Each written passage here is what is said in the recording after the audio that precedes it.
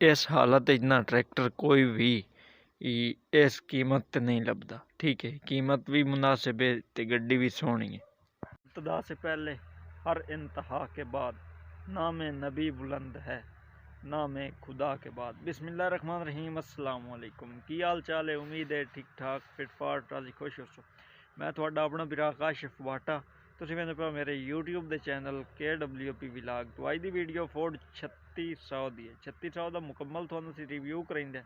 कीमत, location, model, मालिक का नंबर देंगे। आ जाओ रिव्यू शुरू करें जी दोस्तों। फोर्ड 3600 का रंग जितना एक है रिकंडीशन नहीं ट्रैक्टर, लेकिन फुआर उत्ते वगी हुई है। पुरानी किसी दौर फुआर किसी मराइया होने की फुआर भी नहीं है। ठीक है, बाकी मुड्डी का रंग टोटल अपना ट्रैक्टर जितों ताई खलोता है सारा सोहना खलोता है। ठीक है, बाकी नाल रिव्यू का तुहानू पता लगता जासी भाई की हो जिहा खलोता है, किवें दा खलोता है, कितों किवें सारा पता लग जासी।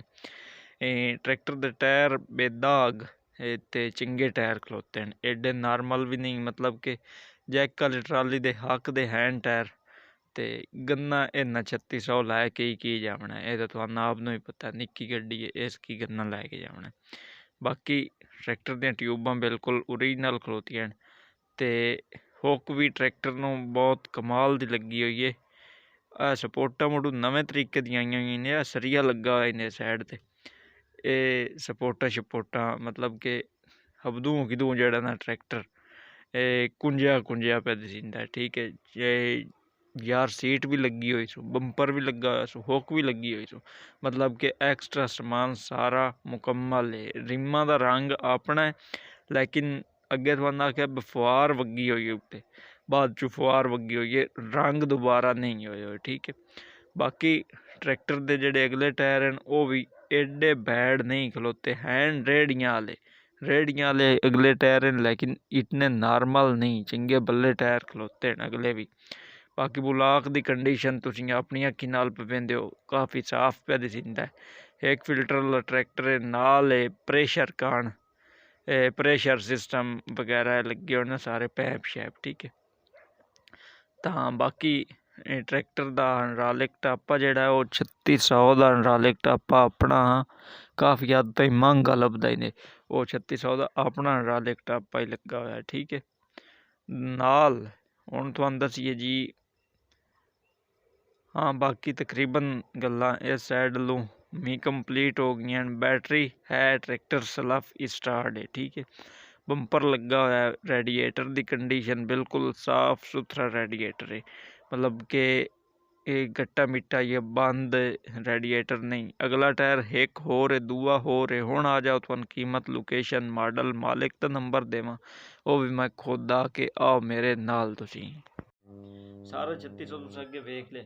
इस दी जितनी एक इन्फॉर्मेशन है, जितनी एक मालूमात है, मेरा हक है तुस अपने बिरावां ताईं अपनावना, वो अपड़ाइंदे हैं थोड़े ताईं ते थोड़े कोल इजाजत लेंदे हैं। सारी इन्फॉर्मेशन देवन तो पहले मेरे चैनल ते जितने एक बिराद नवें वधे हो वो सब्सक्राइब कर छड्डो, घंटी दे निशान नूं आल ते कर छड्डो, ते नाल अगर तुहाडी कीमत तू तुहाडे वारे तू गड्डी बाहर होवे, मेरा फायदा समझ के वीडियो शेयर जरूर करनी है ताकि होर कोई बिरा लै लै। तुहानू दसा सारे तो पहले ट्रैक्टर दियां खूबियां गिना छड्डा बई केड़ी इस खूबी है। मालिक की आवाज़ के मुताबिक फुआर वगी हुई है, पुरानी फुआर है, आज दी नहीं। रंग ट्रैक्टर का अपना जैनवन रंग है, जितना खलोता ही सू, जिथे जिथे खलोता ही सू, सिवाय अगले रिमा तो बाकी सारा ट्रैक्टर जैनवन है। बाकी क्रैंक, कड़ा पिनियन, हर चीज़ का ओके। इंजन का भी ट्रैक्टर ओके, किसी किस्म का बलो न्यूज़ ला लो, कोई आवाज़ नहीं ट्रैक्टर की, मालिक की आवाज़ के मुताबिक। गल मोड़ पे तो रही। बाकी रही ट्रैक्टर की मेन गल जी कि मॉडल की होंगी है। मॉडल 1976, 3676 मॉडल हो या 7980 मॉडल हो, मार्केट इन्होंने मॉडलों की बहुत कमाल है। अगर हम तुहानू दसीए मतलब कि लोकेशन जी है साडा अपना जिला चनियोट के नाल अगा आमदा नगर, सियाल मोड़, रवे वाली साइड वाल जी भी तो उस साइड लगता। इस दे नाल ट्रैक्टर दी रह गई मेरे ख्याल दे मुताबिक कीमत, मतलब कि जी मालिक की डिमांड है वो थोड़ा दसीए वो भी हसबे मामूल के मुताबिक बहुत ढेर घट कीमत है। अगर इस कीमत से थानू 3600 लभदा है ना तो अज के दौर वो मौका हथों ना जावन दो, वो गड्डी लै लियो। मैं तो यह थानू मशवरा देसा, बाकी अगर थोड़ा अपना जहन की काम करेंदा है थानू आप नू पता होया। 5,80,000 रुपया मालिक पे मंगदा ही ने, मौके की कमी पेश की ने, ये नहीं 5,80,000 मांग छड्या इन्हें तो मुड़ इो ही रहना है। घाट वाद ढेर सारी कमी भी हो सकती है, थोड़ी भी हो सकती है। मालिक का रब्ता नंबर स्क्रीन पर चलता पाया, अगर मेरा हवाला दसो इंशाअल्लाह थोड़े नाल काफ़ी कोऑपरेट किया जासी, तावन किया जासी। तुसीं सिविल आने वाली अगली